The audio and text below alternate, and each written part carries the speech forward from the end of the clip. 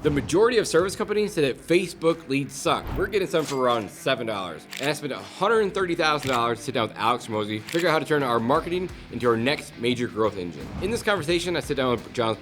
We break down exactly what we're doing, what most companies get wrong after the lead comes in, and the one constraint I spent the entire year working on. Hey guys, my name is Jonas Olson, the founder of Pest Badger. I've been in the service industry for 17 years, and over the last 5 years, I've grown a pest control company from one location to 20 locations across 9 states. I use this channel to document how I think about building service business and what's actually working for us right now.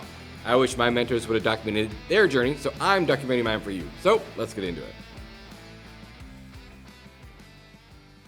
So let's talk Facebook ads. Let's do it. So over the last few weeks, Mike Andes has been harassing me a little bit about doing more Facebook ads. I've got it as a strategy for City Turf next year. You come in town, Facebook ads again, like, hey, this is working really well for us. So I want to talk through the strategy. I have been thinking about it. And so let's start by just like, tell me what's working for you, how you thinking about it, and then we'll just see where this takes us. I'll start this way. I think that most people say that Facebook ads leads don't work. Yeah. Because they don't have it set up on the back end correctly. Or with any other lead platform, like a Google, it's like, hey, it's high intent, they're reaching out to you, it's super easy to close. Where it's not the same thing with Facebook, like they're scrolling through their feed, they see an ad, like, oh, that looks cool, and then they just impulse buy, right? So that looking for you, but you came across that, it looked really good. But the problem is there is like, how soon can you get that lead? It's like speed to lead at that point, which I think on the high intent stuff. Even in the high intent stuff, I think it's true. But even on Facebook. But even high, I think speed lead is even more important. So maybe we should define real quick for people. Sure. So like as an example, when the way I think about it, and tell me if you have a different way you think about this. Yeah. So let's use Facebook versus Google ads, and we'll also say LSA, local service ads. So if we're talking about Google ads or LSA ads, there's high intent. I'm looking for lawn care near me, pest control near me, HVAC company. Yeah, they're jumping on Google. They're saying pest control near me. Hey, I need pest control. They're wanting to buy right Super now. High intent. They have a problem they want to solve. High intent simply means I got a problem, I need a solution right now. So there's this marketing concept called a funnel, a marketing funnel. And so you know a typical funnel. And where you are in the funnel is... Turns out soon you'll buy. Yeah, exactly. So it's considered bottom of the funnel when you're talking about Google or LSA because they're ready to buy now, high intent. Whereas contrasted to, say, Facebook, Mary's scrolling in the morning. Her kids are in the kitchen playing with the dog before school. She's drinking her coffee. She's not really happy with the world just yet. She's waking up. She just wants to be entertained on Facebook. A pest control ad shows up. Not high intent. That's an interruption. That's top of funnel awareness. So I wanted to give context for what you're thinking. So that's exactly what we call it, interruption marketing. Yeah. So like, hey, you're getting in front of them. You have this really cool ad that's showing. They're like, oh, this looks interesting. They click on it. They scroll through. Like, oh, wait, I think I have some issues that I'm dealing with, mosquitoes, but whatever the thing may be. And like, oh, I'm going to click on this. They fill out the forms. Like, at that moment, right, you have 2, 3, 5 minutes at most to be in contact with those people. So where I see the drop-off is, like, people say that these ads are garbage because they don't work. Well, they're out working the field, mowing, blowing, or pest control, whatever that service may be. And they're getting back at night, and they're responding to these leads at night, and then the people aren't responding. Yeah, because she was drinking coffee right now before her day started. So if you don't even get with her right now, you probably lose that lead. At that time, you got to think through on the customer side, like what they're doing at that time. They're scrolling on their phone, or they're on their desktop, but most people are on the phone. They're clicking the form, so you know that phone is in their hands at that moment. So you have to, my opinion, less than 5 minutes, you got to be contacting that person on a phone call. Yep. So it work, but you have. So that's where I see the biggest drop off is at that point right there. But if you rewind a little bit even further, is setting up the background in Facebook Ads Manager. So audience type stuff? Yeah. So people who don't know a lot about Facebook ads, they just hit the boost button, and that's just spending money, So whoever's watching this, please do not click just the boost button. Find a reputable company, learn it yourself, learn how to run Facebook ads, select the target audience, select the target demographic, select the likes and interests that the customer avatar may have that you're going for. Maybe it's the top income earners, maybe it's like gardening, just giving some examples. And then setting up properly, like with your zip codes, whether you do a radius. Your service area. Yeah, your service, where you can pick a radius. Yeah. Up to 45 miles, I think, on Facebook. Or you can do zip codes. So you can get really, really minute. You can get it down to the neighborhood level. So that's the strategy at Reran, and it obviously works really well. But that's step one. We'll talk about it a little bit more later, but since you mentioned there's setting up the audience, the background, then there's the actual creating the creative, which is the content, and then there's all these other steps after that. If we just talk about for the moment setting it up properly, so you're defining the market that you're going after. Like that's always the most important thing. Who's the market you're going after? Because here's a good example. If you get into a market that's a bigger market, even a small market doesn't matter, but bigger market we see it more often.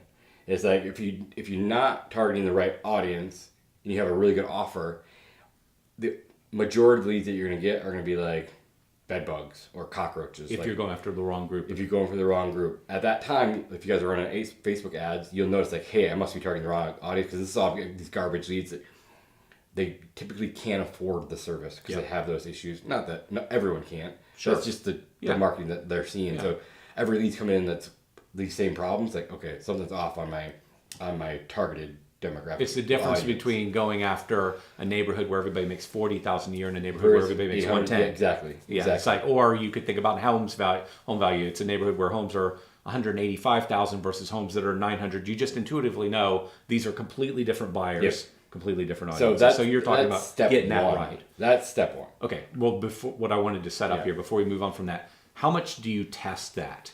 Do you you would test creative, you test the ads, we'll talk about it. You're going to try all kinds of different things on that side, but how much do you test the audience? Or do you kind of guess and usually get your audience about right and then you do most of your testing? If you get most of it right, Facebook's so smart to do the rest. Like expand your audience for you? Exactly. They're going to serve it to the right people.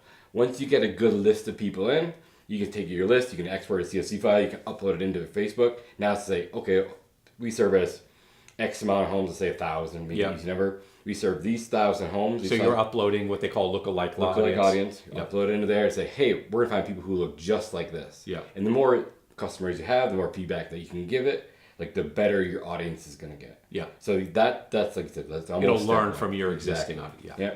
So then you can get into all, we can go really deep on this, the retargeting ads, things like that. But yeah, that's step one. Okay. And from there, Facebook will do a really good job of setting the audience. How much time does Facebook need? And how much spend do you have to get to a statistical probability? I think that if you're spending like $50 to $100 a day within 3 days, you'll know. Okay. Real fast. Okay. Yeah. So I wouldn't spend $500 the first day. Let's just test these offers. Let's test this audience. Let's test this, the wording that we're using. Test the script. See what's working. And then we'll get into this later. But that's step one. Is just setting up the audience in the background correctly. Yep. Okay. That's step one. So within 3 days, you have a statistical probability this is going to work or not work. So if you're not having success, kill it and do a new test. Yeah, if you're getting leads for $200, or leads for $3, like you're getting $200, shut it off. Yeah. Right. Start somewhere, and then if you're getting leads for $3, okay, cool, this is working. Now if they're $3 leads that are mowing leads, great. If they're $3 leads that are roach jobs, maybe not so great. So it just depends, So But if you're getting let's just say you're getting a lot of calls for like bi-monthly or whatever that thing may be, and you don't like it, okay, maybe we should just retest this audience again, or maybe we should look at the offer. But I would start there. Start there means start with the audience. Yeah. Okay. All right. That's step one. Okay. So we've started the audience. Then we move to creative. So the offer, the look of the ad, video versus image, like all that stuff. So there's a lot of work here. Yeah. Let's talk like that. There's a lot of work on the front end, but then once you get further along into your Facebook ads journey, the easier it get because you'll find winning creatives that you can just keep recopying and repasting, or you can move it into different markets, you have multiple markets, or you can just double down on that one thing, and you're going to ride that ad as long as you possibly can. And then when you find that winning ad, and it starts to die off, make that same exact ad wearing a different shirt, different background, like we talked about before, and just double down on that same ad because it usually will work the second time too. But you want to burn as much as you can of that ad as possible, because if you're getting leads for $7 and you're converting even 20% of them, you're doing really, really well. And that's another thing that we can talk about this all day long. Should. You're not going to close 80 to 90% of these leads. That's just not how it works. Conversion ratio is going to be lower on this channel on Facebook. But your leads technically should be cheaper. So if you're paying $7 to $28, $30, but you're closing 10 to 20% of them, that's about normal. If you're up to high 20s to 30s, like you're crushing it on Facebook. Okay. So if you're at 20%, you're still in a good spot. 10 to 15%, we do some work. And there's a lot of preparation, a lot of things that go in the background that make these things happen. But if you're closing 2 deals out of 10, and you're paying $7 or $10, you're paying $100, you get 2 customers, like Okay, so it's $50 customer acquisition cost. Like, how many times did you spend that over again? Yeah. Over and over and over again. And when the leads start to creep up, again, you can go to their settings inside Facebook, where it's like, hey, I don't want to spend over $60 per lead for this customer or this service. Just click that button, put $60 in, and it's not going to ever spend You'll that buy much less. money. Exactly. If you or if your goal is to push as many leads to the phone, so Yeah. in other words, you talk to them, in your example of 10 leads, what percentage will you be able to get on the phone versus you probably need to communicate with them in another channel? I would say if you're lucky, 20% will answer the phone. Okay, so even at a 20% close ratio, you're doing most of your closing through text or email. Yeah, so I would say that we're initially still going to call. Like every attempt to but call you're going to try. But you're not. try. The reason I say is when I think about CAC, for me, loaded CAC is my sales person's time on the phone. That's where it gets expensive. It does, yeah. And so you got the media cost, you've got the time on the phone. But frankly, in a 2 out of 10 scenario, we've got relatively little phone time. Right. Most of the time could be text or email, and that means most of the time eventually could be automated. Yeah, and I think or to a degree, you and I had this conversation where we're moving in the for, future. what, 2 hours yesterday. Yeah, yeah. And good example, we used us three too as a really good example.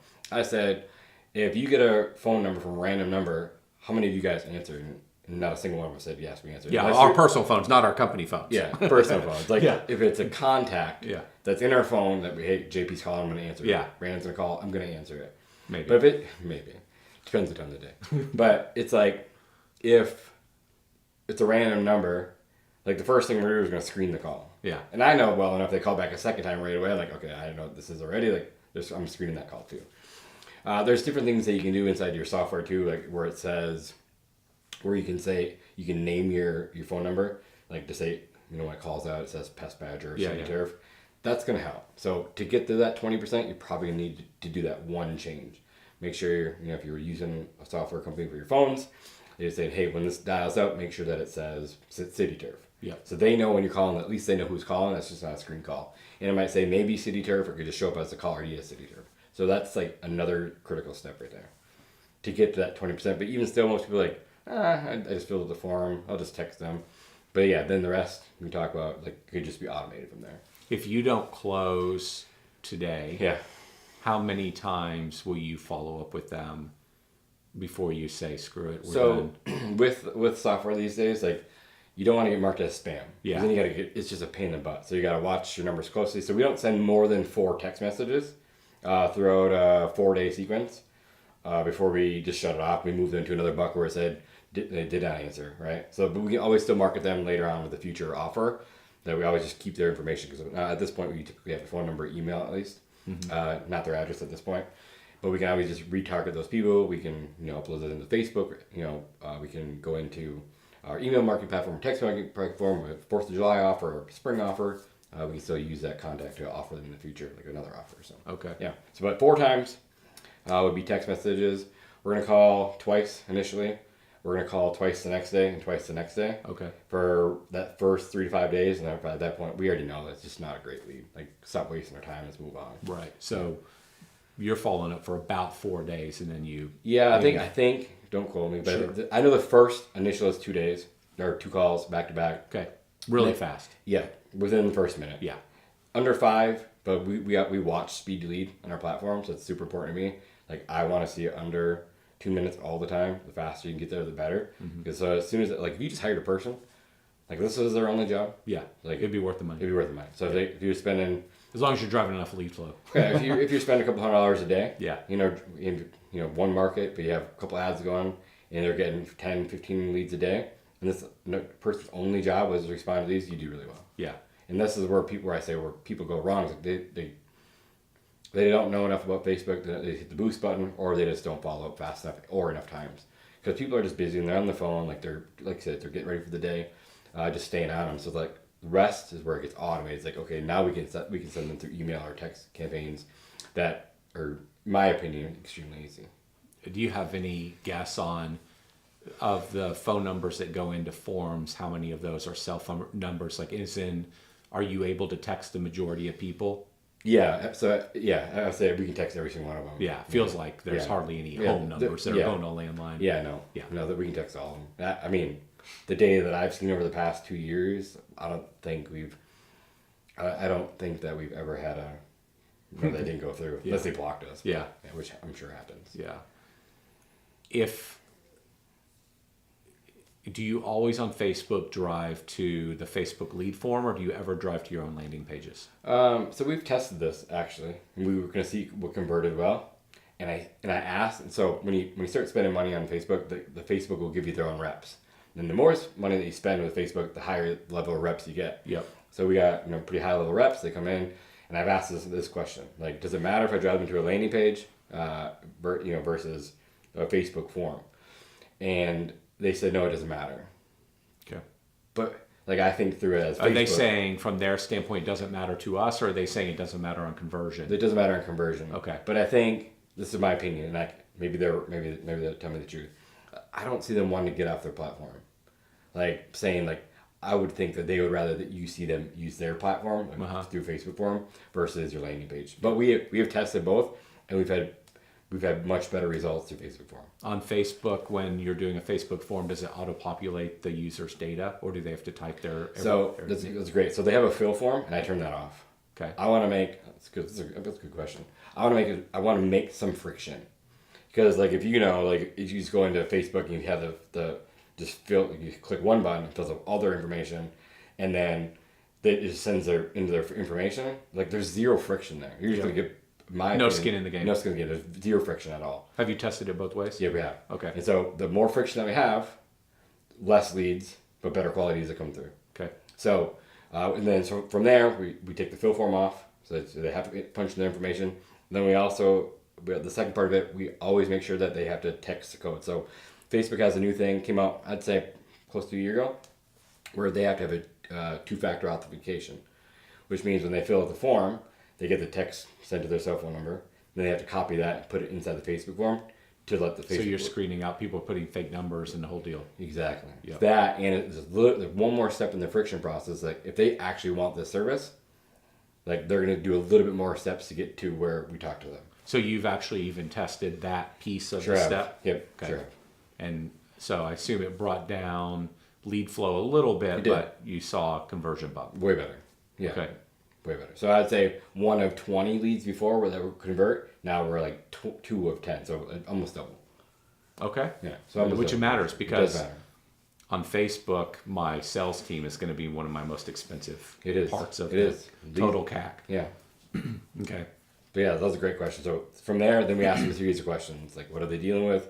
How long In the form, or In the form. you take them to text or phone? No, so In the form. In the form, we ask them a series of just like it's like one question. I think it's like, hey, what issues they're dealing with, whether it's spiders, ants, termites. So you're starting the conversation there. It's just kind of, but it's like it's just another friction point. Like, oh, we're having issues with this, and then from there it gets automated. Okay, so let's say in the form it says, what kind of problem are you having? I say, I'm having an issue with, we've seen roaches in the morning in my, is it free form? Yeah, or you drop list? It's dropless. Okay, so they're just saying I got a roach issue. It's roach. I think it's mosquito. We don't have roach in there. It's mosquito, stinging insects. Okay, whatever. You got a few buckets, and then other. Okay. Again, it's just another thing for them to do. Creates a little bit more friction. And then we have better quality that comes through. So by the time that gets to us, they fill out the form. They got the passcode and the two-factor passcode, and then they've gotten that answers the one question. Now they're finally in our pipeline. Yeah. Okay. So it's just enough friction. It's easy enough still. Like, it sounds like a long time, but this is a matter of 20 seconds. What's a drop list? Yeah, it's 20 seconds.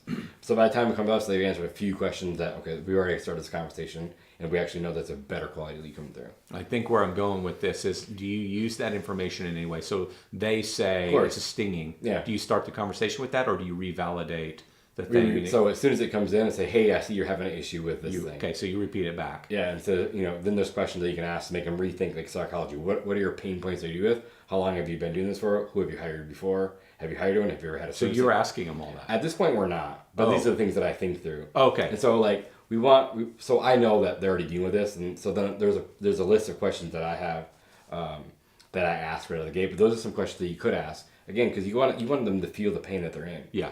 And so like, oh, how long have I done this? Oh crap, I've been doing this for like 3 months. Right. Okay, cool. I gotta get this solved. Who have you used in the past? Well, I've only been trying over the counter stuff. These are the things that the customers are thinking through. Yeah. When you ask these series of questions, by the time you get to you, like now you found their pain point. Now it's so much easier for you to solve. So if they got an ant issue or a dandelion issue, it's pretty easy that you guys know how to solve. You guys do this every single day, all day long. So it's pretty easy to solve. Okay. All right. How is the conversation different if I'm talking to them on the phone versus I'm messaging like text or email? And do you use email or is it all just text or phone? It's text or phone. Yeah. Okay. The people who are on the phone, in my opinion, that answer the phone are pretty easy to sell once you get them on the phone because we can talk through a series of questions. Yeah. But what's nice about texting is if they're at work, which a lot of people are like, hey, don't call right now. Like, hey, I saw you called. I'm at work right now, but they can still text. Yeah. So we're just selling through text message. So it may take a little bit longer, maybe over an hour or a couple hours because they're in between breaks or whatever. But yeah, like you just keep asking the question, keep getting further down the pipeline, like you said, and then you just close them. So the conversations, I would say, are easier to sale when they answer the phone. Yeah. Because we can get them on the phone, talk them through it. We can ask them the questions that I just went through, and then via text message is a little bit different. But it takes a little bit longer of a sale, but it still works just as well. This is the world that we're living in too. Yeah, well, it's all going that way. Yeah. So when you say just as well, like let's say that as a company you're converting 20% of Facebook leads. Are you saying that we convert 20% on the phone and 20% on text, or is it more like we convert 25% phone, 15% text? Like, how do you think I would about probably it? say it's more like for us currently, it's probably 80% through text and 20% on the phone. Conversion? Conversion, yeah. But are you saying it that way because you get more text than you get phone? Yeah. Like, okay, let's do a 1-to-1 comparison. I get one I see text what you're saying, yeah. and one phone. Yeah. Am I like 50% more likely to convert on the phone than I am via text, or is it pretty close? I don't know that data. You have a guess? Like, so, that's a great question. I don't know the data. I Okay. don't want to tell you a lie. Yeah, it's fine. So, but I just know, like, from my experience of listening to the calls and talking to the people, like, if we get them on the phone, it's a pretty simple sale. Yep.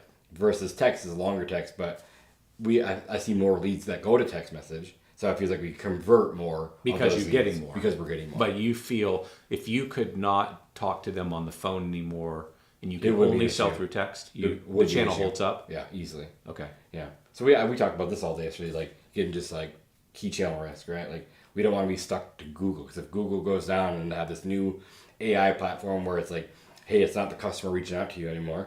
Now it's the AI agents reaching out to 5 different customers at once. To get pricing, To feedback. get pricing and feedback back to the customer. Like, Yeah. okay, now what? Yeah. Like, is the person that's spending less money or is the person that's spending the most money still going to get the most leads, or because someone has a better website that's optimized for AI? Like, I don't want to get stuck in that game either. So we started playing a different game so that, hey, if something happens with this whole AI thing and it really messes up the call volume that we're getting from Google, like, we're not going to be stuck just on Google channel. Like, now we can switch all of our marketing over to Facebook or more of the budget to Facebook to keep closing more deals. Yeah. So we don't want to be stuck in that key channel risk from that standpoint. With all this stuff AI, which you know more than I do, but like I don't want to get stuck there. I agree. Yeah. However, it presents a real dilemma for the owner. So you're saying you've grown your business predominantly through referrals and word of mouth and seeing the truck, and now it's like, man, I need to get serious about this marketing thing. Yeah. Where do I start? And let's just say you decide to start with Facebook. We'll pause there. Actually, would you even start with Facebook?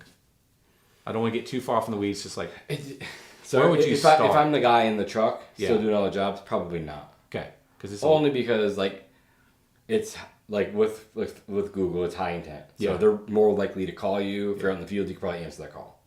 Where if you had to be on top of that lead, constantly calling and following up, less likely that you're going to convert that. Now, if you have 2, 3, 4 texts up there and you can stay out of the field where you can respond, then I would start with Facebook. So I think it's just where you're at. yeah. But I mean, the highest converting leads are going to be Google. Yeah. Like, they're going to pay more for them. Maybe it's $150 versus $7, but you're probably going to close 70% plus.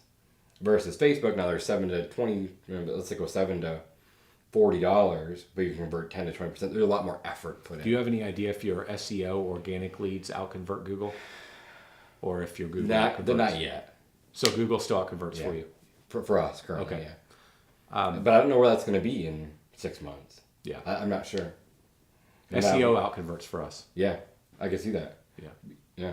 But I again, mean, not just in quantity, in terms of like 1-to-1 for every, or we'll call it for every 100 leads I get Google versus 100 leads Google paid. yeah. So versus Google organic outconverts. And I can see that for your instance because you have one giant market, like one big operation in one location. So you have all these customers are in this like this area. Yeah. Versus us, we're in.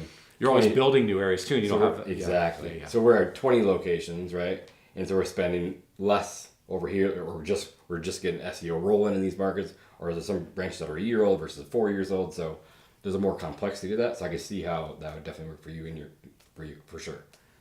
That's my theory. Yeah. And you've been in the game for, City Tours Longer, yeah. We've been around 5 years. No, we've 20. 20 years Yeah. testing, and we've been in for 5. So Very different. Yeah.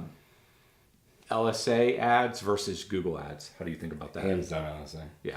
If you could scale LSA, I pump as much as we possibly can. Unlimited budget. Have your LSA ads been suppressed in the last couple of years? I think they moved to like round robining or something like that.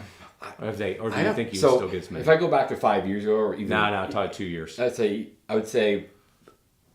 Do you notice at all? I'd say yes. Okay. Because I'd say even 5 years ago, it was like before a lot. I can go further back than that. I go back to an old company, Academy days. Like they're new, so like no one was really on them, and we were crushing through LSA. Yeah. Now everyone's on them, so it's getting more expensive, and so like there's more companies out there that are on out of Google My Business Profile. So yeah, I'm sure it's impacted that, and so yeah, we've seen a notice a lot, but we still get a lot of them, so which is good. So going back to Facebook, let's talk a little bit about the creative side. It's the fun part. I love it. Yeah, that's where I live. So how do you think about image ads versus video ads? I wish I had that perfect answer, but every market's different. Every audience is different. And what might work in my market, I could give you that same ad and it'll flop here, but it'll crush in my market. So with Facebook or any ads platform, it's just constant testing. And this goes back to this Academy is the days. story of everything. From one of the first conversations that we ever had about marketing, and you were a big Kennedy guy. And so this goes back to, I don't know how long was Academy, 12 years ago? Whatever it's been. Yeah. 10 years 15, ago? beginning of 15. And so you had constantly preached, testing offers. And maybe that probably didn't resonate back then. Conversation that you guys just had is like, maybe we talk about this thing now, so like in 5, 10 years, like it resonates then. Like you hear it now, put in their brain, planting that seed. And then in 10 years it makes sense. So like, we talked about this 8, 10 years ago, then it started to get better and better. Now it's like, okay, this totally makes sense. And so it's just constantly testing offers, constantly testing ads, creatives. But if you find those ones that work and you double down, that one ad could make you $1 million. Yes. In marketing, that's called a control. So the idea is once you find a winner, that's the control. Then you're always testing against the control. Exactly. And so it's like, and you kind of gave the example earlier. There's different levels of testing. So you could have a control where Jonas is in a black shirt and this ad's doing good, and he only changes one item, it's the exact same ad, but now he's wearing a pink shirt. Or he stayed, and now the pink shirt won. That's the control. So now all he changes in the next ad is a couple little word, like a word on the ad, or he changes. He's instead of saying we can get to you in 48 hours, he says I can get to you in 24 hours. Like, or it changes just any one thing, and so you're always constantly testing. And one ad is always the best. It's called the control, and you're always testing one or more ads against it. When you find the new winner, that's the control. Then you just iterate. It's the never-ending iteration. Exactly. So we just created 100 different creatives, just video creatives alone. And people are like, "Wow, that's just a lot. That's a lot of work." I did it all in 4 hours. Yeah. I did not the editing, but the recording of the content. I did in 4 hours. So these are all video, obviously. Videos, yeah. How long is video typically? 12 to 30 seconds. Okay. It's short. Like you don't have much time. Like the hook's got to be really good, and what you think's gonna do really well usually doesn't. Usually it's some of the stupid red picture, like I told you yesterday, that AI did, and for whatever reason it works. Or remind me, I don't remember that part. So like, I did 100 different creatives in a video. Yeah. And we found like 5 that crushed. Okay. And then I have a bunch of still images that we took pictures of the kids in the trucks and just constantly testing. Probably did 30 or 40 of those. And then we just did a bunch of AI ones too. Like, here's the offer. Like, create me 50 still images around this offer. Use different colors, different blah, blah, blah, right? And it's just one stupid red offer that AI made that has the $7 leads that's absolutely crushing everything. Okay. So you just never know. But you'll know fast. You'll know within those first 3 to 5 days, like, okay, this one's working, shut these ones off. These ones are at $50 a lead. This one's at $7 a lead. Keep them in Facebook's really good. And the one that wants to show everyone is one that's going to keep pumping money through. So you start turning those ones off. But yeah, it's just constantly testing. How many ads are you testing at one time? So we have a minimum of 12. Is that across markets or per market? Per market, 12 ads. So that's another great question. So if you're in Dallas, you could probably get away with 4 or 5 different ads, 6 ads. In my market. In market, because you're not going to get market saturation super fast. Yeah. Right? Like you have millions of people. My market's not millions of people, but Dallas is. Right. So you get into Escanaba. Yeah. Like, well, you have 5 people. 5 people. Yeah, that wears out pretty fast. But just going back to that, I want to give a good example. Yeah. So if you're in a market with 100,000, 30,000 versus a million, you might be able to get away with that 5 to 10 range, maybe. But where everyone's good, you could run that same ad for 2 years and no one ever see it. Yeah. Or very little people would see it. My markets, I have to have a minimum of 12. Even in our big markets, we still run just because we're testing. But minimum of 12 each market to see which one wins. But if you get into a small market, let's just go with 100,000 or less, you probably want to do more because if you only have 1 or 2 creatives, it's going to show it to everyone right away, and it's going to, like, over 5 days, it will perform really, really good. It's going to get to market saturation, and it's going to shut right off. Okay. So then it's like constantly just redoing it. Where if you have 12 to 16 or 20, right? Now there's a bunch of different ad creatives that people aren't going to see all the time. That makes a lot of sense. Yeah. Of your ads, if you were to just guess, the ads that are winning, what % are video versus image? That's probably 50-50. Okay. Yeah. So again, going back to when you're split testing, you're gonna find like those 2 or 3 video ads that are really, really, really good. You're gonna find those 2 to 3 still ads that are doing really, really good too. So you just never know. Sometimes, and for whatever reason, it seems like different times of the year performing better on video. Sometimes the years, I don't know why. Okay. I mean, it's just theories. I don't know, but that's just what we found. So I'm constantly always have both. You just never know. In the video ads, are you doing all the video ads or are you testing other people? So currently I'm doing it all myself because it's fun, but it'll get to the point where I want other people to do them, so that it's just not me. Okay. And they can create that same exact ad. So going back to the You'll winning script ad, it and they just so it'll be the same ad. Jenny shoots it instead of Jonas. So instead of me, it'll be them. But I actually enjoy it right now. It's fun. Because I just love recording the content. I love watching from start to finish. It doesn't take me very long. You create 100 videos in 4 hours. Like how? And it's the same thing. I'm doing all the hooks. I'm doing the bodies. I'm doing the call to actions, and then just mix and match. Outdoor, indoor. What are you doing? Do it both. Yeah, you're just trying everything. Trying everything. You just never know. Okay. Yeah, you never know. Like, so I got funny hooks. I got ones that goats kick me. I got ones that are rolling off of a stretcher. Like, just trying to be creative. Like, one I jump off a ladder. Like, are those AI built or no? Okay. How'd you get a goat to kick you? I went out to Brandon's farm. Oh no, so that's just like obviously editing, right? Like, okay. We find like on social media, you just look for different things. Oh, and then you edit into the video. Exactly. So then we find a goat that's like kicking a piece of glass instead of busting through the glass. It's like hitting me, and I go flying. Okay. Like that, All right. Cool.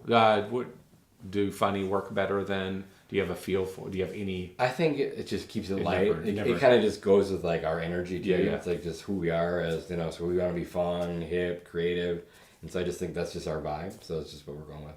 As far as what works better, like they all do really well, but then like over time they start to fade off, and the still ads do better. Again, it's just going back to the testing thing. So why do we have 100? Because I want to just not have to sit there and have to shoot all summer long, or if I can just shoot one time a year and have 100 creatives, I can just keep swapping them out. And then again, you find one that works, like for us, find one that works in one market, and then you're like, oh, it's going to work really good over here, and it's like, okay, well, it doesn't crush over here, but then you find a stupid one that crushes over there, so it's constantly testing. It just keeps going back to the same thing. Test. In my market, I have 5 core cities. Would I test the same ads in the 5 cities, or would I vary it by city? You got to vary by city, because you never know. And so you want to have that call out hook to that specific city. Would you test to a city level or a zip level? Either or is fine. I think zip level is easier, but it doesn't matter. I think zip level is easier to control it more. I mean, you go down to the specific neighborhood. I think it's within 10 miles a radius you can get it down to. So you test it super tight, So if you want to spend more money on a specific demographic or people, like, I'll give you a good example. So if you're doing your door hanger strategy and your EDM strategy, and then you pack it on with maybe some door-to-door, you pack it on with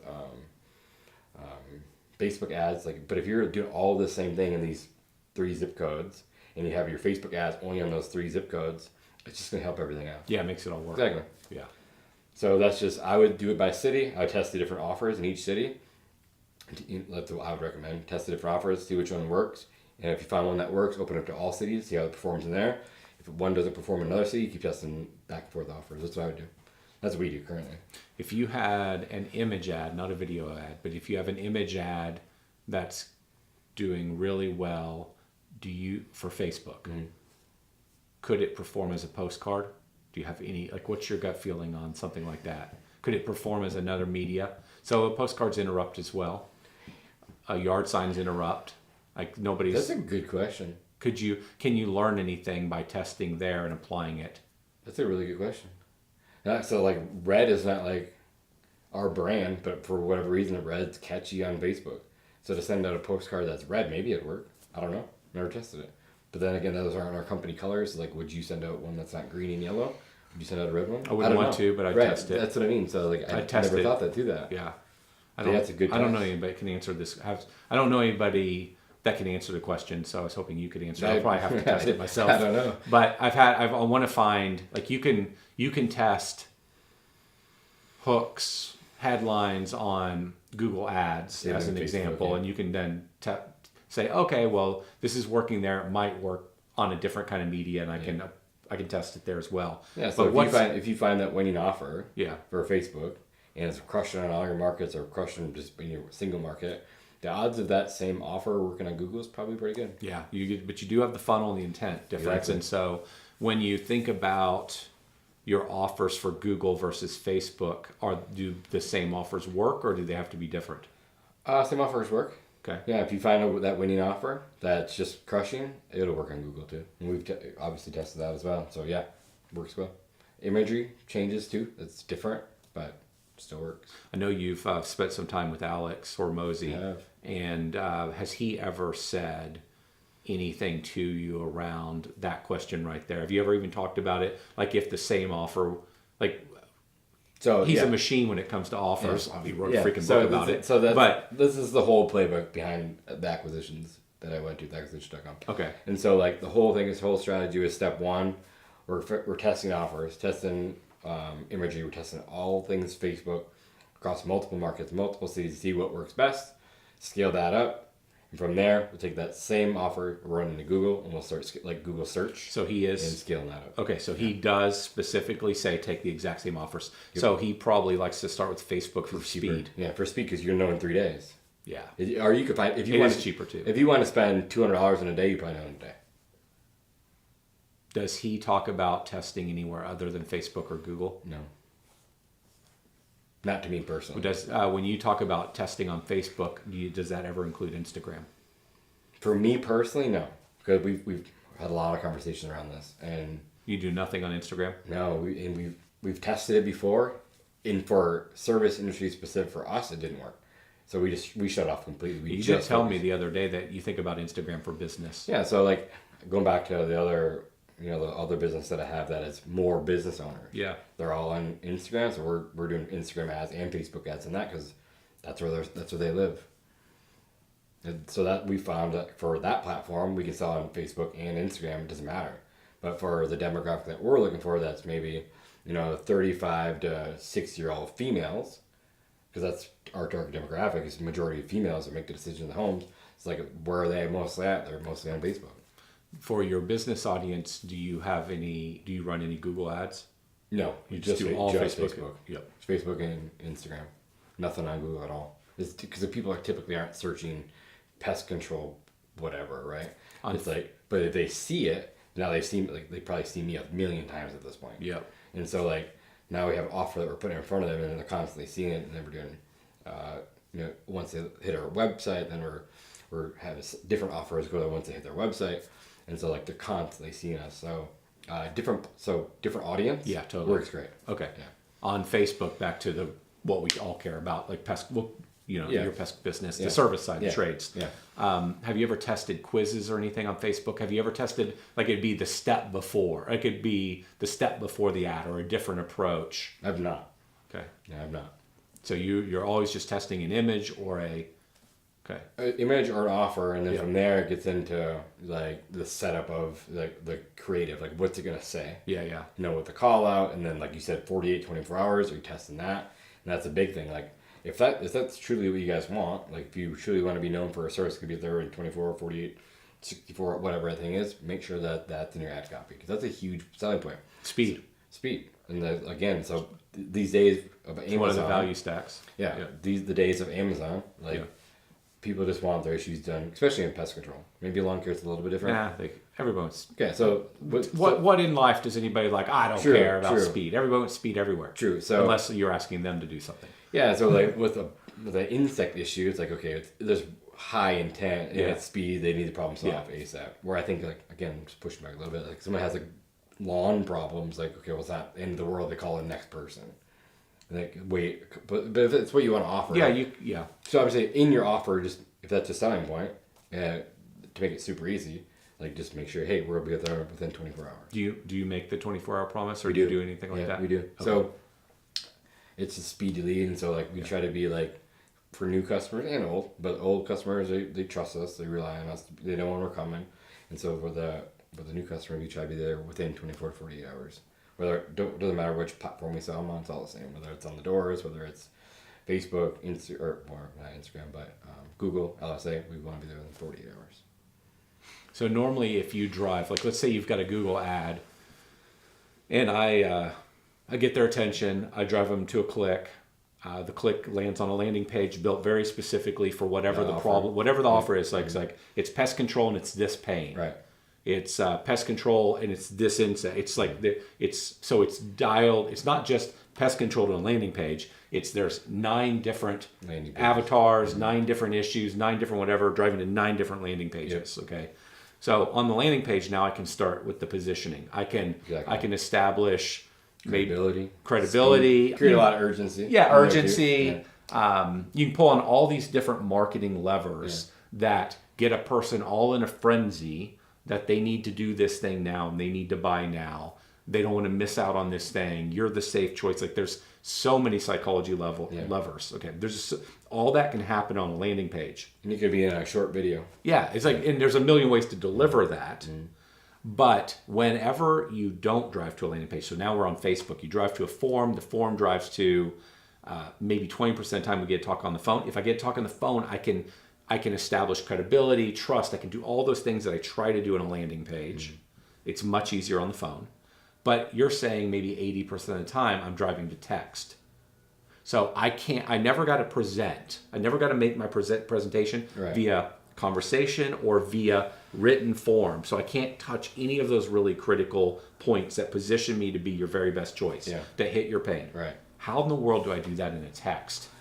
So there's multiple ways you can do this, but I think via text message, you just got to keep it super simple. I've tried so many things, like from when they opt in to sending, you can, like once they opt in, you can send a video. Like, hey, this is Jonas Pest Badger, this is what we do, blah, blah. Hard to get them probably to watch it. Hard to get them to watch it. So just keep it super simple. Have you ever tested a Loom video? Yes, but it's like getting them to watch it. It's just another step.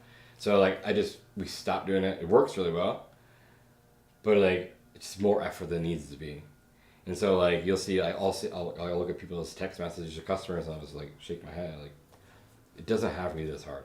Okay. It's just solve their problem, get their information, and close the deal. Is it the more effort that I put in trying to make it better, the worse it got. Okay. So the more simple you keep it, the better it is. How much of the text conversation is you asking questions versus you telling? I'd say 60% is probably asking questions, kind of like the questions we went through before, and then they'll ask some questions that I'm telling. The questions you're going through before talking back about the form? Exactly. Okay. You know, what problems are they dealing with? How often have they been seeing them? They've got to get their address at this point. And then they'll ask questions. Of course, it's going to be price. But once they ask price, I'm not just going to give them a price. Yeah. But which most people do. Like, oh, what's the price? They just throw a price at them. It's like, no. Like, that's sales 101. Don't give them the price. The first thing you do is, great. Love to give you a price. What's the address that you Yeah. What's your address? Walk them down the funnel. Walk them through the steps. And it'll be much easier to close. Go ahead. When When you present price, do you present the price as a number in the text and try to close in the text, or do you present the price as a link they click on that has an estimate? So I present it in the text message. The number. The It's number. $59 a month or Yep. $89 a month, Exactly. whatever the number is. Exactly. Give them a number. Okay. And then from there, I'm going to say, I'll give them a couple options, say which option works best for you. So you're trying to get them to commit right there. Exactly. What if they don't commit right there? So Like I talked to my spouse. the next, so I have objection handling too, like in there, like there are pre text templates, like just copy and paste. But yeah, it's just sales, right? Sure. And so you're just solving those objections or smoke screens. Because again, if a person's reaching out, and it's most often the wife, does she really have to talk to her husband to make a decision? Not for $59. That's or what I mean. 99. For right? $150, no, they just don't. It's just a smoke screen because there's some underlying thing that they don't know yet. So you got to get that thing out. What is the real issue that I'm trying to solve for? Is it price, or maybe they just don't trust me yet? Do I have to show them reviews? Like, what information can I give them to solve this issue? So do you do any risk reversal? Of course. Okay. Yeah. So there's many things that you can do through here, but it's like, again, just keep it super simple. Like the text doesn't have to be a paragraph because they're not gonna read it. Keep it super simple. And then from there it's just sending them the link to sign up with a credit card and just show them what we do, and it's super simple. So can you tell any difference in the text conversation between a lead that came from Facebook awareness in the funnel versus a lead that came from Google, which is 1,000% intent, different. but it doesn't change the script.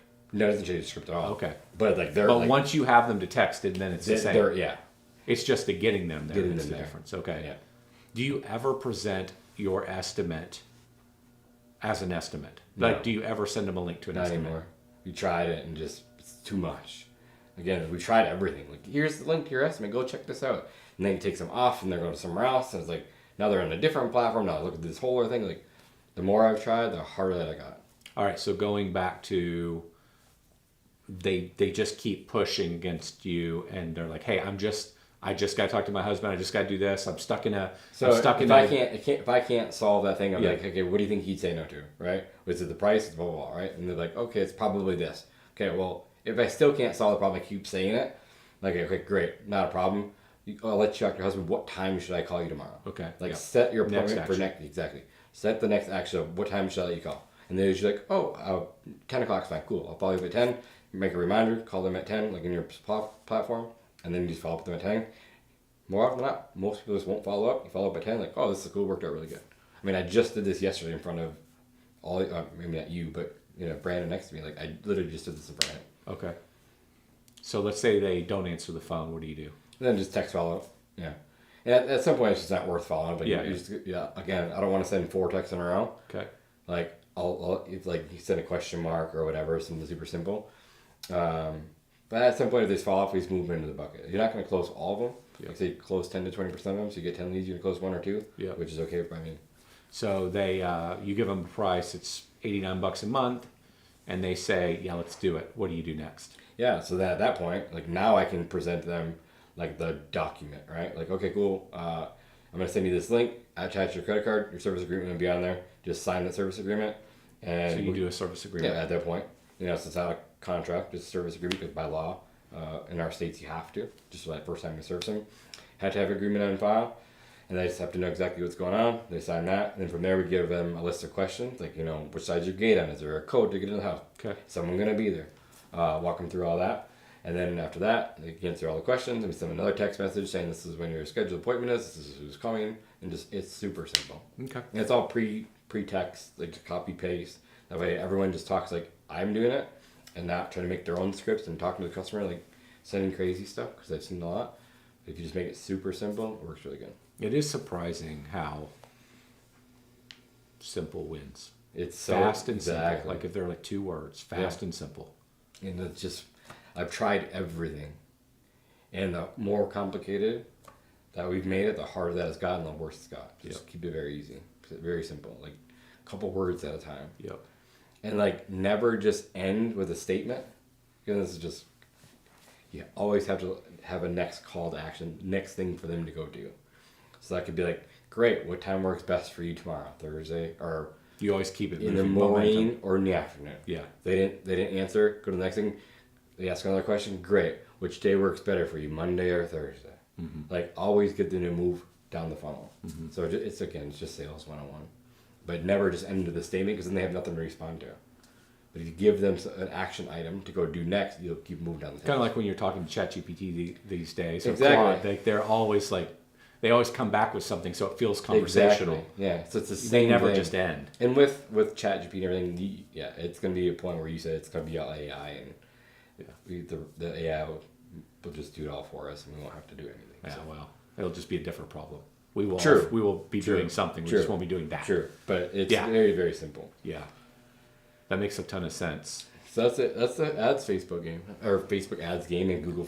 It's not just those either. It's not just Facebook. It's not just Google. It's all platforms. Whether it's like EDDM, postcards, like I said, door hangers. It could be YouTube ads. They're all the same. They're different platforms, but it's the same copy, same everything. It's going back to Dane Kennedy back in the day. Like. Nothing's really changed other than, the speed to lead things definitely changed over the years. Where back in the day, you could leave you a voicemail, and if you called it back that afternoon, they'd still be waiting for you. Right. These days, they probably call 15 different companies, or like when you get a Google Ads in at this point, it says right on there, they've actually got quotes from 5 of the people. Yeah. I'm like, okay, well, this is fun. Yeah. So I just don't want to be stuck in just that game. So getting good at the other platforms is where we're trying to head. I assume your number one channel is door knocking.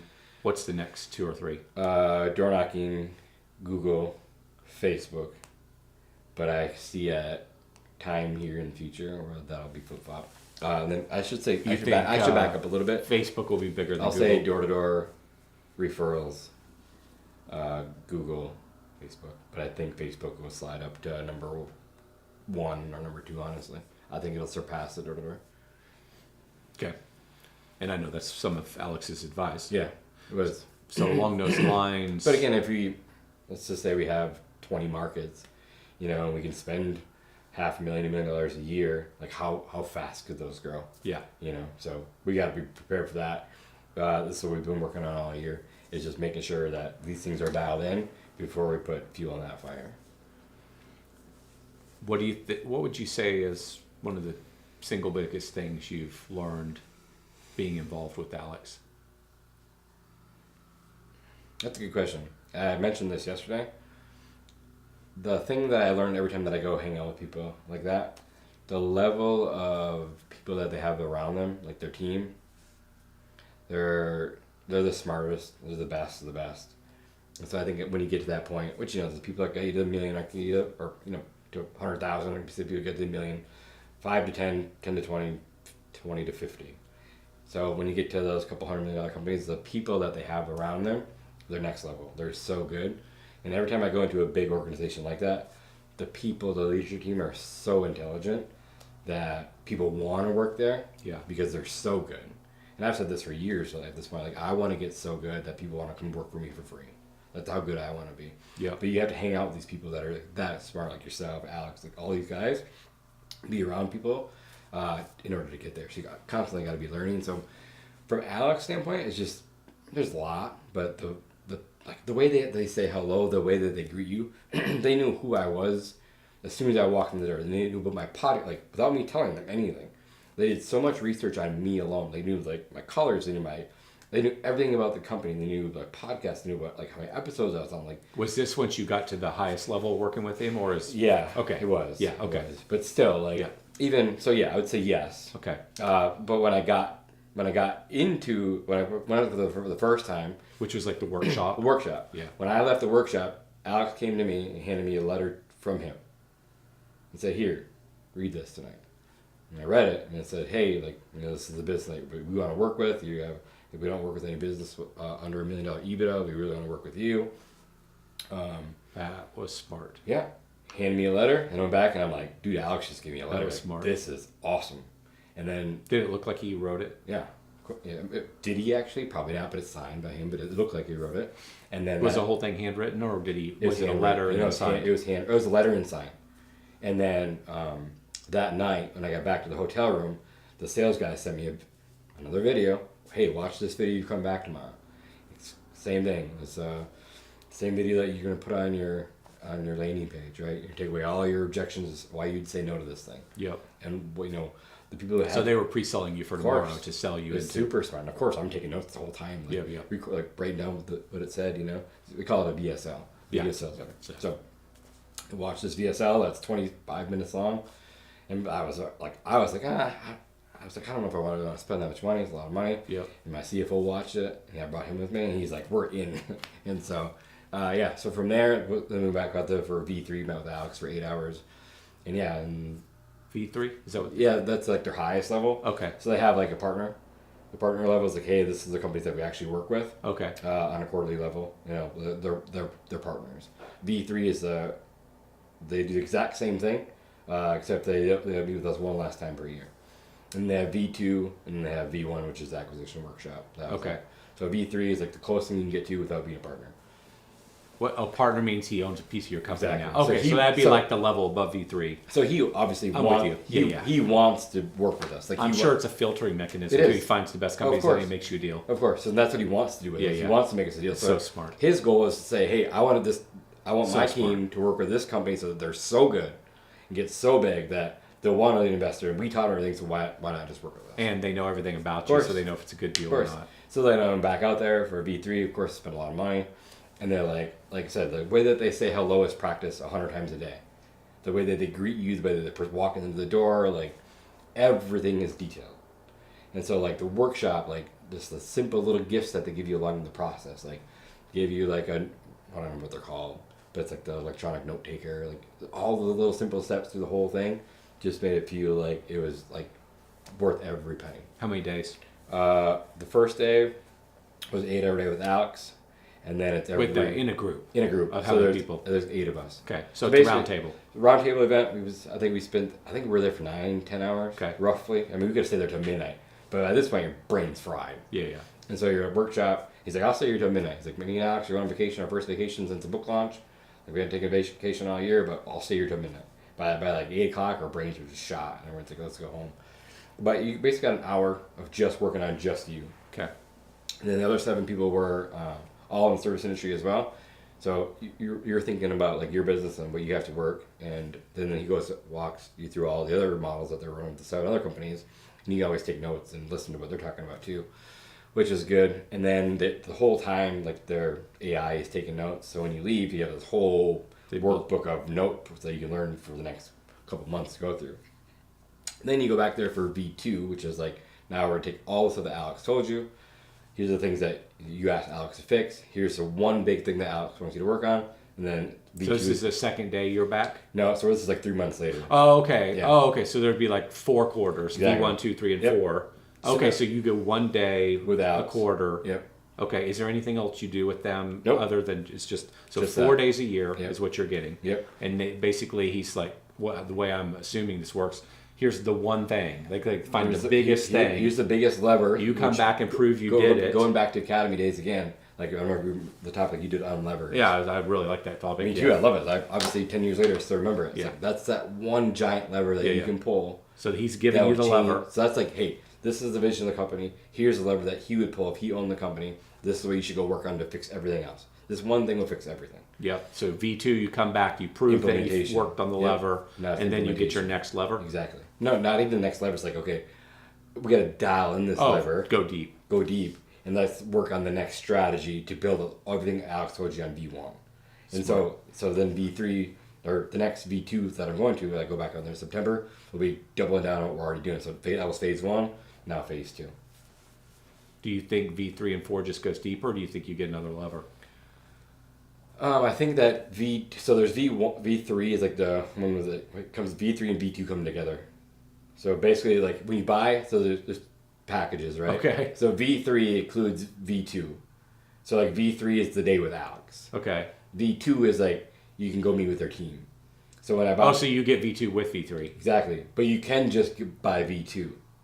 Oh, right. That's like so Separately. workshop to V2 to V3 Exactly. with Alex. If you're with Alex, you get one day, once a quarter. Yep. I messed up my language, so I was saying quarter 1 you find your lever. Quarter 2 you double down on the lever. Yeah. Quarter 3 do you think you'll do a new lever, or do you think you it's the same double down lever, the rest of double the down year? the rest of the year. So you basically you found one thing, and for an entire year Yep, it's all you're going to work on that. That's like his number one thing. Yeah, it's your constraint. It's the one thing. He calls it a constraint. Like, let's solve that constraint. So if it's a big lever, big constraint, let's work on that thing for a year and solve that constraint. Yeah. And that'll change the entire business for its future. Because if you're, which I talk about a lot too, is like if your business is built wrong from day one, like it's just structurally not good from day one, smaller levers probably never going to fix it. But if you can fix that one big thing and make it structurally sound, you can grow especially faster. You know what I mean? So, yeah. Exponentially faster. Yeah. Yeah, I don't believe there are any silver bullets. It's always lots of things, but there It are usually levers. like a few big levers. Yeah. That is a legit thing. Yeah. So that's the one constraint that we worked on. Yep. To keep growing this thing the way that we want to, because our goal is to get to 50 million in 3 years. And so how can we get there was like pulling this big lever. And the biggest lever was around offers? No, it's around door to door and like getting moving away from door to more growing with marketing. Exactly. Yeah. Which has always been my belief. Yeah, and we've talked about this strategy, but we've talked about the strategy. But I also love the spin up fast, door to door, and then convert to. Exactly. Yeah. So we've had this conversation we so have many had. times. Because I always like, I don't want to build a door to door business. Right. I want to build a marketing business. But then you have the door to door team. You're like, do I really want to get rid of these guys? Oh yeah, no, I That's agree, tough. and I love the concept for spinning up fast. Agreed. Because you can get to a number. We don't have to go down this road, but you can get to a number quickly that can support an operational person, a GM, whatever you want to call them, to run that market. Yeah. And without that, it just is miserable.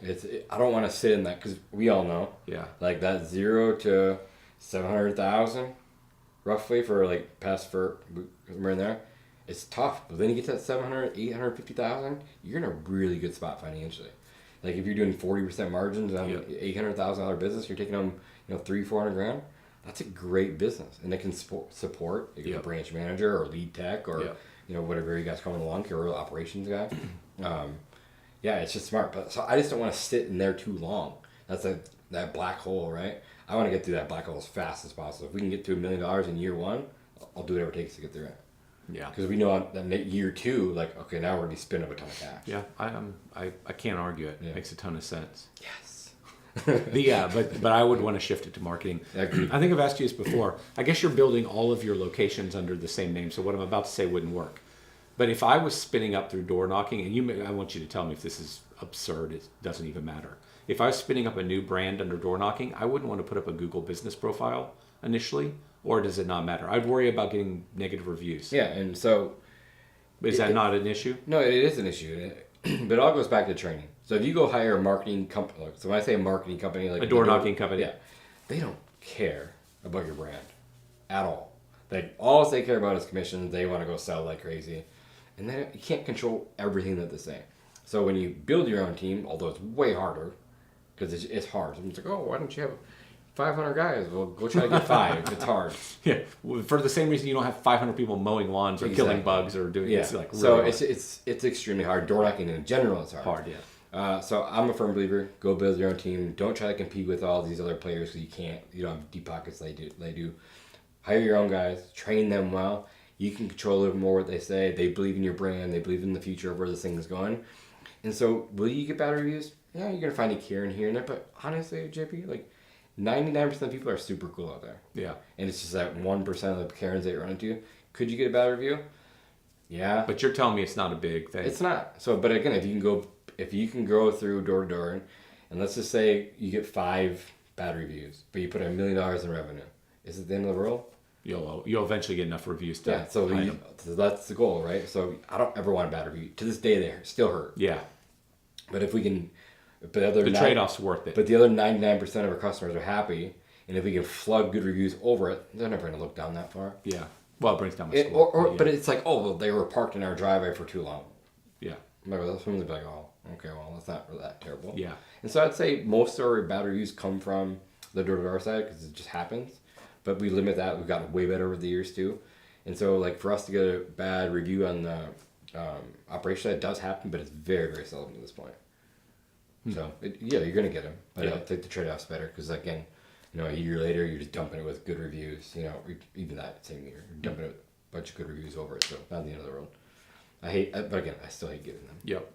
Going back to the Alex conversation for just a bit longer. Sure.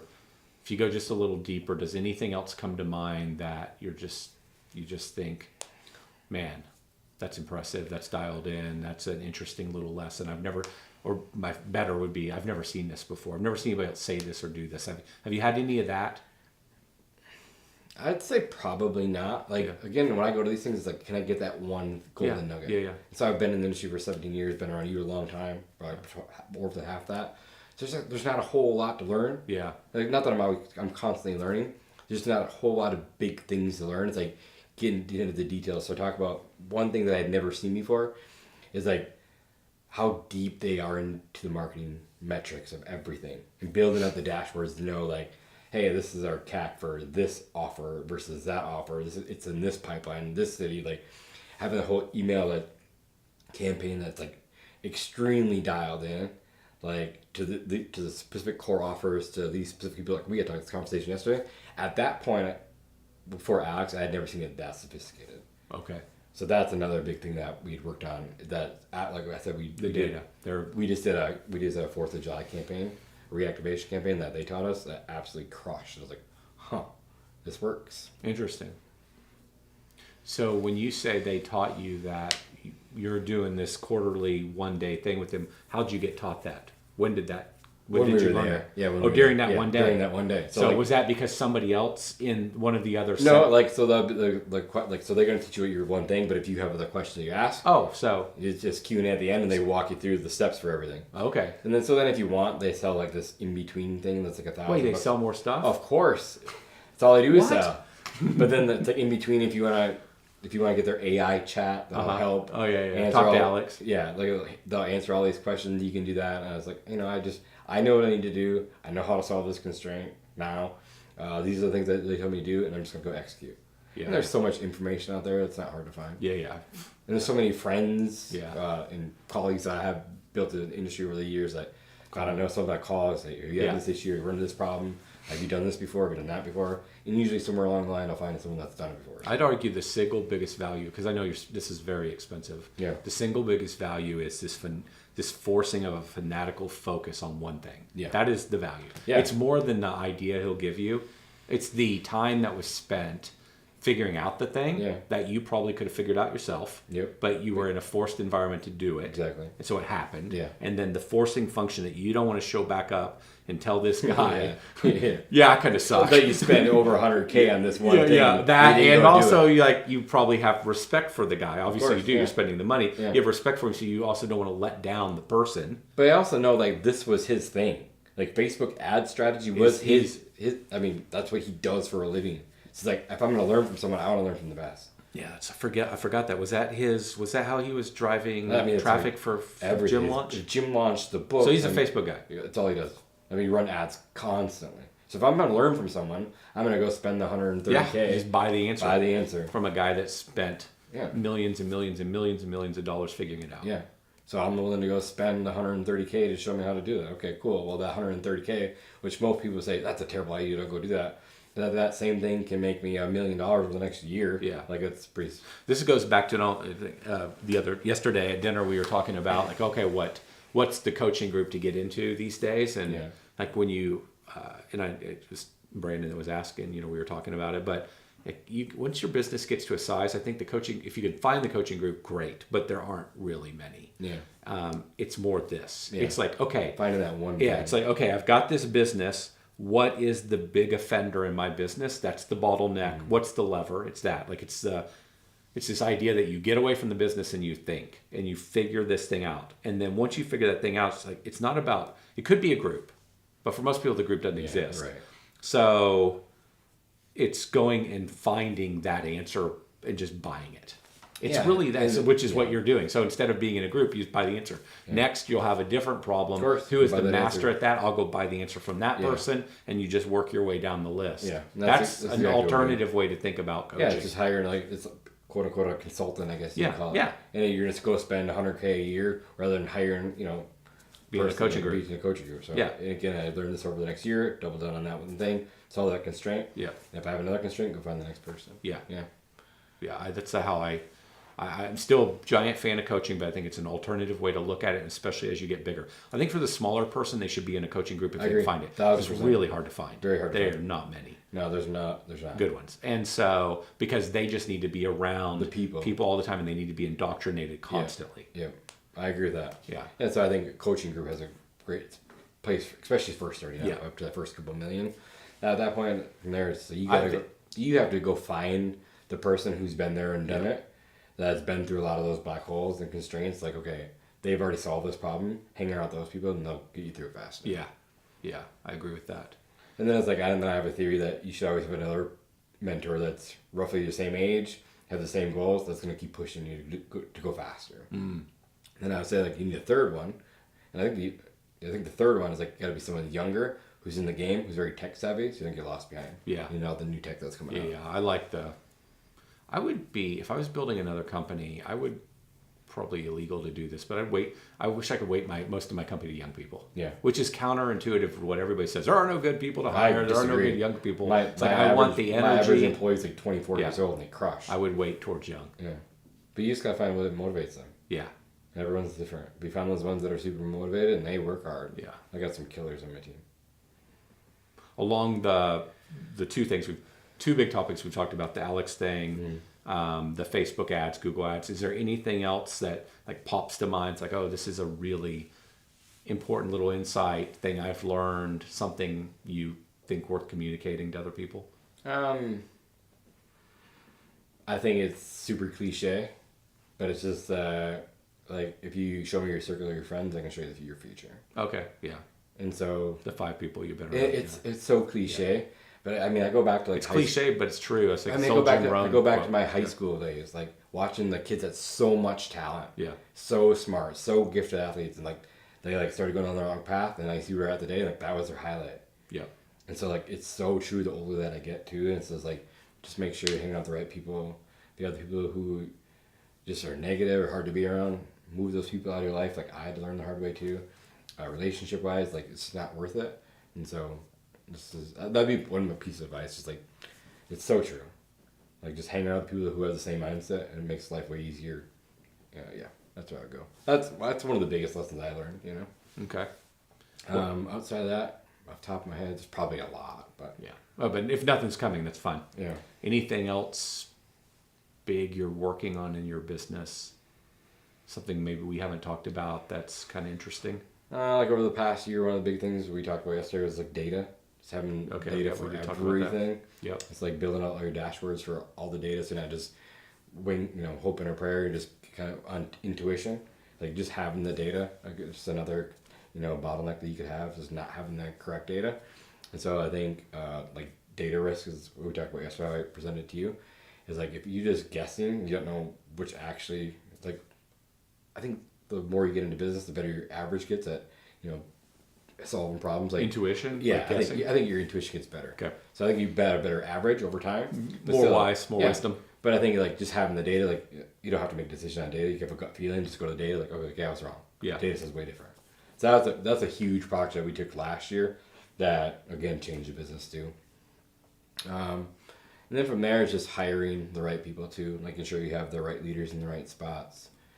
What I've noticed for the 20 locations, that however good that general managers or GM, however good that guy is, how good that branch will be. And if you take that branch, that same guy, and put him in a different branch, that branch will crush. But if you don't have someone to replace him in the old branch, that other branch could start tanking. So because it's the guy. Just make sure that because I hear it all the time, I'm going to go start a second office with this person. And it's like, okay, in theory it sounds really good, but if your main office is doing $1 million or $2 million, and take one guy that's driving everything, and you want to go open up a branch with him, just make sure you have someone who's just as good or better than he is to take his spot. Otherwise, the main locations that you're making all your cash from now could tank. So just be careful with that. So you've grown super fast. How do you pay for the growth? That's a great question. So obviously there's different models that we run, but I'll give you some good examples. So I like to, I don't know about you, but I always like to get the CAC back as fast as I possibly can, whether that's on the initial visit or if it's within that first 30 days. So my goal is to recover my CAC plus COGS plus pay for another customer acquisition cost within the first 30 days. So The way I could simplify that is like, let's just say, go ahead. CAC plus COGS for the first 30 days? So Or CAC times 2 plus COGS. So COGS for what period of time? For the first treatments or for the whole year? for the first treatment. Okay. So I'm gonna cover that. Okay, yeah. If you cover the COGS, then you're okay. I'm with you. Okay. So I'm covering, my fuel. I'm covering. So the CAC times 2 times 2 plus the Plus COGS COGS. for So- the work performed in the first 30 days. 30 days. So let's just say, give you a good example. Make it super easy. Just take numbers. Let's say your customer acquisition cost is $100. So your first customer is $100. Your second customer is going to be $100 too. So there's $200. So it's CAC times 2, $200. What's this have to do with your second customer? 'Cause I always To pay for them? to pay for So them. get your money back for the first. Okay. So I get my money back for the first one and buy my back. And I'm covering the money for the second one. So I always have money in the bank account to buy the next customer. So I see. I can always fuel growth. The COGS, I've got to cover the work, the boots on the ground doing the work. If it's a $90 app, $45, or I Right. guess less than that. So but I'm just going as a with 30 simple- bucks. Yeah, right? yeah, because keep it it's simple. yeah. So On $100, it's 30 30 exactly. bucks. Yeah, So keep it $32, simple. whatever. So Yeah, I- $30. I think it's So you need 230. 230. So how do we cover that? Yeah. One, your initial could be 230 plus. Simple as that. So lawn care, let's just say it's a $50 mowing. But what could you do in the next 30 days or next week or 2 weeks, however long you go, to get that next thing? Like for you guys, like I know that you guys use mowing as a gateway. Yeah. What's that second service? Was it deferred? Maybe it's shrub pruning, whatever that next thing is for you guys that you guys have built out into the funnel. Like when's the best time to contact this person about this next upsell? Talk to them in the door, whatever it may be, to get your customer acquisition costs back. So the way I look at it is, Needs to be a higher ticket item. right. So for us, like it's just like you could do a larger initial, which if we have initial for $299, that covers it right there. If it's a not that, you say we want to do a $150 initial, and in the next 21 to 30 days, you come back out there for a follow-up treatment, call it their 30-day follow-up, we're going to get another $150 back. So I always have money to cover the next customer. That's how we've been able to funnel the growth so fast. Would you count prepay in that? So I would, yeah. So prepay, that's the best way to go, right? That'll solve so many issues. So we actually incentivize our team higher to sell prepays. Oh. Because we're like, that's a constraint, right? Cash could be a constraint to grow fast. So if you incentivize prepays, whether it's a percent or dollar amount, it doesn't matter. They're going to push that thing that you want them to do. So if like, hey, I'm going to go make more money because I sold this thing. Yep. And that solves two problems. They get paid faster and we get paid faster and we have money to buy the next few customers at that point. So prepay solves that issue and also solves churn issue. Because I think it's $500 million in data, the highest churn rate was monthly billing at like 12.5%. The next, like on this basis, right? So the next lowest was quarterly billing at 6.5%. And then the lowest churn rate was prepay at like 1.5%. So Measured on what period of time? I think it was over a couple of years. It was like $500 million of all service industry related. And I didn't do this, Alex's team did this. So I got this data from Alex. Home services? Home services, yeah. Hmm. And so everyone switched to this monthly billing subscription like years ago. And I think, and I could be wrong, but this is my theory. It's like Netflix did it first, I think, roughly. And then everyone caught this wave and started doing the same thing. But now there's so many people that are like, I don't want to spend another monthly bill. Or we're almost back, we're back to the times of like, hey, I want to see the service and I'm going to pay for it. And I can be wrong, and you can push back. And then people have so many apps these days on their phone that just cancel their subscriptions for them. So that's my theory. And so like, I could be wrong too. And so when I saw that data, I'm like, it tells me something. One, I'm going to push prepays. Two, I'm going to switch back to quarterly billing. So that's what we did like last year. So we don't do any subscriptions. I say that, but there's also a subscription that we do sell on a different platform. Okay. But most of what we sell is all, like the initial with a 30-day follow-up or a 7 to 10-day follow-up to recover the CAC. And then we try to sell prepay or we sell quarterly billing. How common is initial in pest control? How common? Yeah. What Man. percentage of companies do an initial? I'd say a majority of companies do initial that I talk to. Oh, really? Yeah. Okay. That's where the most work happens. Yeah, right. I'm aware of that. I mean, so a typical initial will take us anywhere from 45 minutes to an hour. Versus a recurring visits, maybe 15 to 20 minutes. So you go there, you're doing all the work, you're setting everything up, you're wiping the whole house down, spending a lot of time with the customer. walking them through the process, like taking all the, just clean up the whole thing. Yep. And then setting the expectations from there, and then moving forward. So they just take a lot longer too. So the thing that I see happen a lot in this industry is that in pest control, everyone wants to discount the initial service, which I totally get, because we look at it as like, yes, we care about the initial, but we want to get the recurring. Like, so that's the game, right? Yeah, if you're there's lots. This is where it gets complicated. Like if your initial suppresses sign up, agreed, then you've lost the thing you care about the most, which is. But it also pays for CAC. This is what you it's find. Never easy. It's never easy. So like, that's why I say different platforms have different. Okay, I'll give you a good example. So we know that Google's high intent. They need the problem solved, so we're going to charge them a higher. I don't say higher. The pricing is the same. Yeah. The way it's structured, like they're going to pay more upfront versus a different platform where it'll be cheaper upfront, but we're care about the long-term relationship with that. And so yeah, it is that game that we play. So we're still going to push prepay as much as we can. Yeah. And then from there, it's just the initial with the follow-through cover cap. Yeah. I had the same problem at Service Autopilot. So the highest level package for Service Autopilot was our automation package. Clear. Only 1% of clients a year left. So we only had 1% churn a year. On that package. Yeah, not a month, a year, which is like epic. Incredible. Epic. Yeah. And our revenue retention was like 128%. So even if, actually it may have been, even if a client, this gets directly into what we're talking about here, even if a client, we didn't sell any new clients, our business would grow. The value of all clients on the highest level would grow by 28% a year because they were growing their business and they were buying more services from us. Right.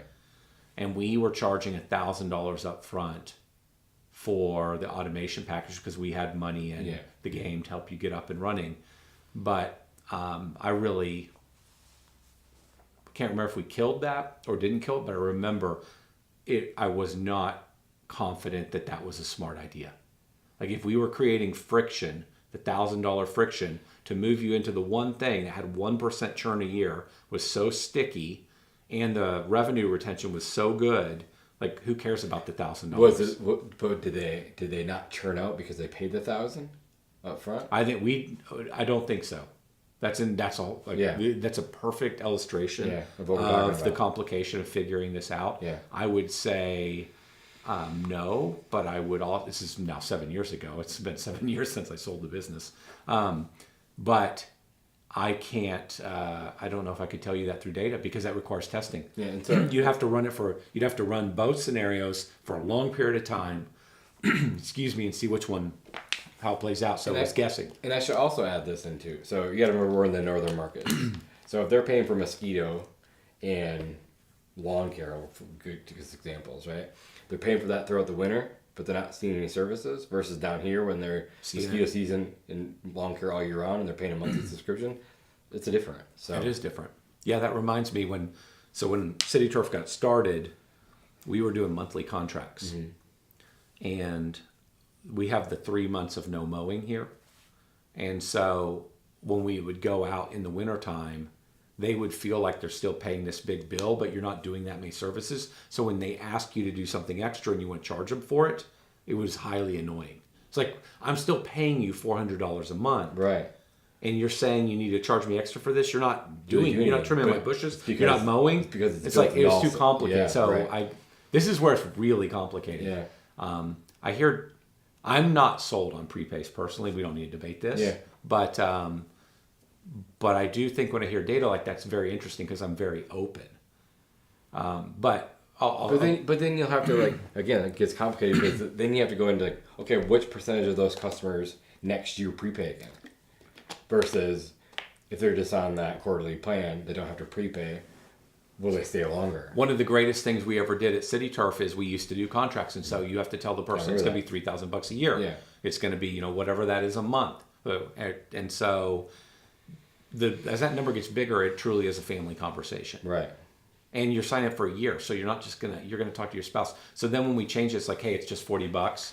We'll charge your credit card after it's done. You can cancel tomorrow if you don't like it. So in fact, if you really don't like it, we'll just give you your money back. So then I'll push back a little bit here because in pest control, there's so many door-to-door companies that are switching over your accounts. Yeah. Now, if they've prepaid for the year, the likelihood of them switching and trying to get their money back, they're like, "No, I've already prepaid for the year. We're good." That is the number one reason right there why I think it would make sense. So again, I'm agreeing, but I'm disagreeing in my because of that. Well, no, I mean, I like the disagreement. This is something I think about because I've thought about testing offers around prepaying just as an offer. Yeah, because like trying different things and we talked about this on our last show together when I was here last year. It's like door to door in like the lawn care space. Waiting for it.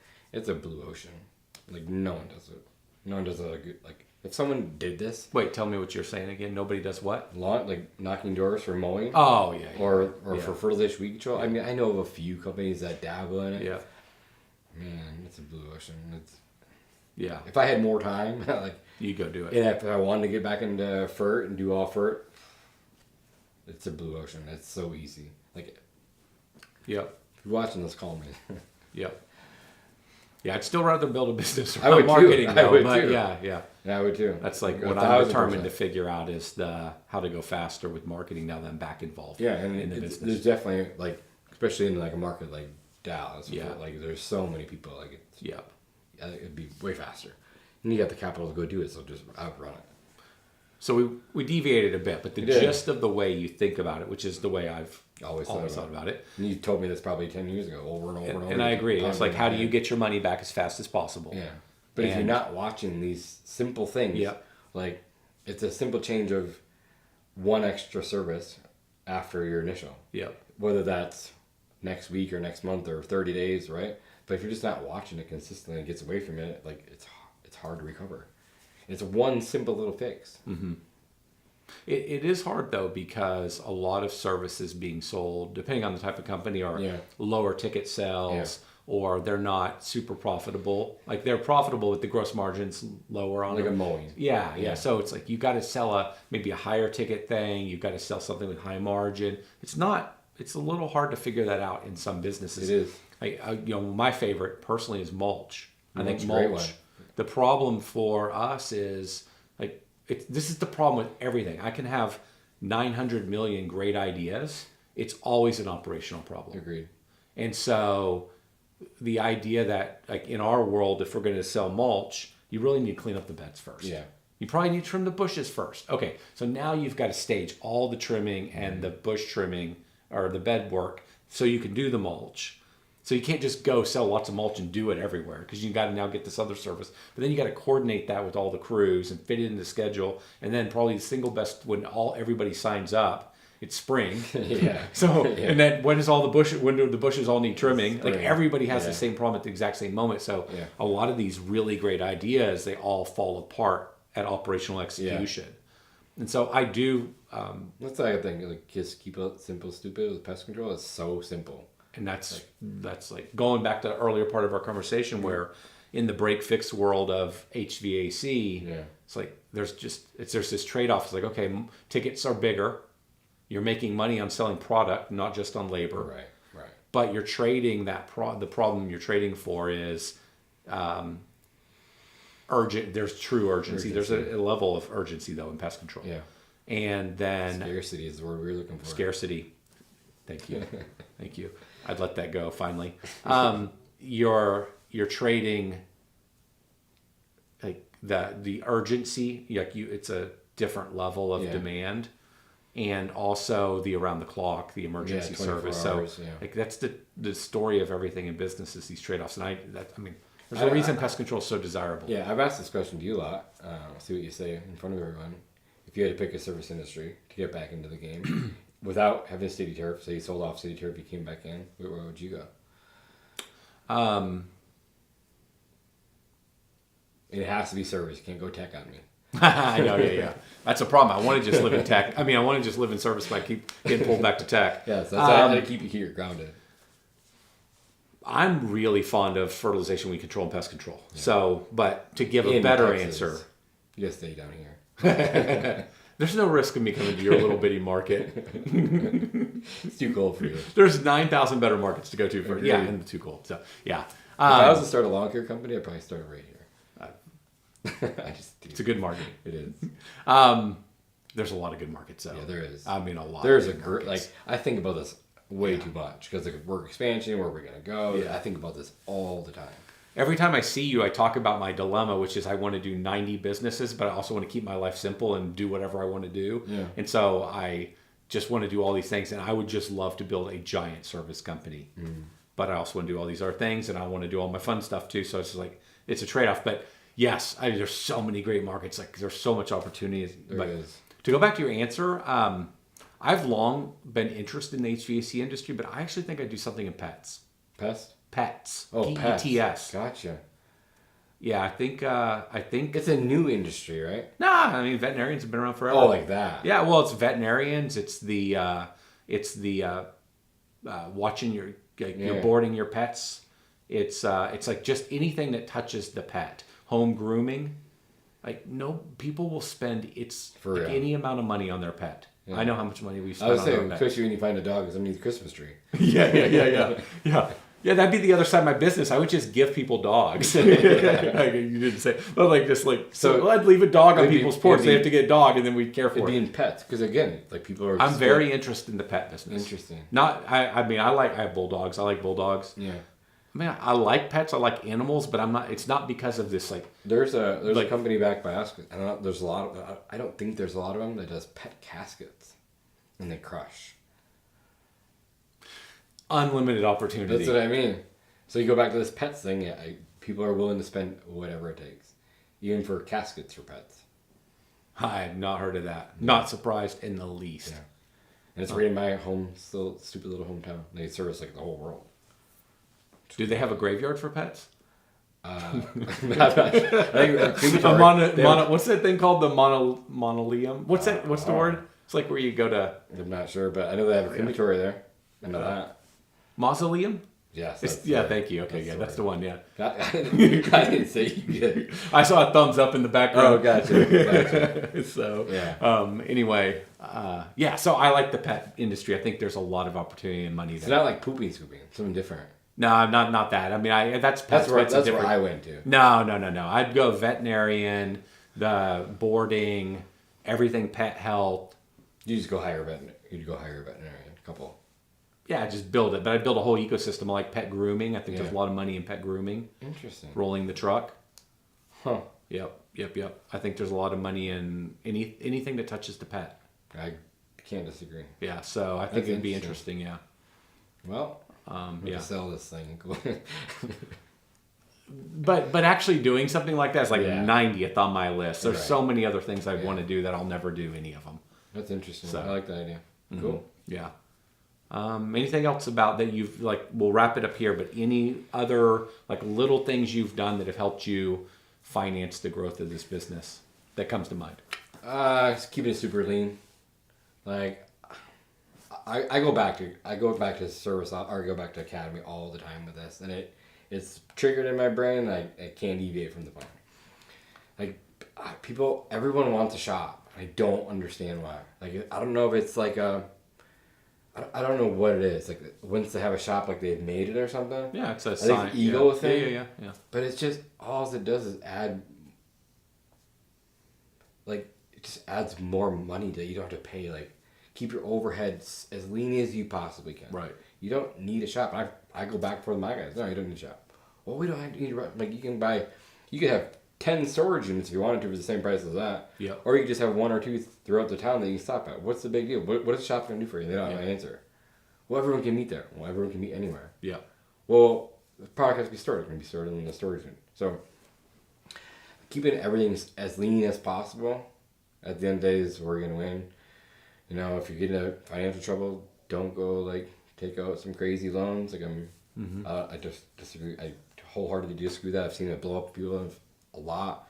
They go get quick cash and they're paying 20 to 30% interest, and you can almost predict when that happens. Yeah. It's going to be over soon. Yeah, so just be very frugal. I'm frugal. I know you're frugal. I'll say that. And you don't have to live a luxurious lifestyle. Just put all the money back into the company. It's my personal opinion. That I sold a car. I'd rather take that same monthly payment and dump it into marketing to get more customers. That's just how I feel at this point. So I just keep it super lean. Run a lean team as far as you possibly can with what you have. Have a good team. Keep it super lean. I like that model a lot because it fuels growth. So I like that. Outside of that, I think that's. We were pretty much debt free, like I told you yesterday. Mm-hmm. until we got, we started adding 30, 40 trucks a year. And then I was like, oh, well, we can't do this. What are we going to do? So we financed our Mavericks, which are a 2.9% interest. Through Ford, I take it? Through Ford. Yeah. And so we back then, we couldn't do that because we could only go to the banks. They only give us so much money. And it was like 9% interest. But then you get to economies of scale. You buy this many trucks and I get 2.9% interest. Like, we couldn't do that before. But we can now. So it's like one of the things that as you get bigger, the things that you can do. So it's almost free money. Like, it's not free, but it's dang near free money. So things like that you can do as you scale that stay hyper focused on. Outside of that, like, it's pretty much how we've been doing it. Honestly, to keep it super lean. Yep. Run a lean team. We don't need multiple offices. All those, like, we have a couple that have offices. Like, I have an office back in my hometown. To where I started, I've had it for years. It's paid off. Okay. Like, I bought it for $70,000. Really? Yeah. Okay. It's like a little building? Yeah, it's a little it's a storage building. It's 40 by 80. Okay. Yeah, it's been paid off for 2 years. I bought it for like 70 grand back like 15 years ago. We were doing a lot more. Like, we had plows and we had so much equipment. Yeah. Different story. But when it comes to like lawn care, even pest control, you just don't need this elaborate setup to start with. Even to get you to the first $1 million, $2 million, you don't need anything. When you have some more capital, maybe you go buy a building instead of giving you cash back to the IRS or whatever. Maybe there's a play there. But yeah, just keep it super lean. Yep, I think it's great advice. Yeah. Cool. All right, we'll Awesome. wrap it there. Sounds good. All right, thank you. Appreciate it.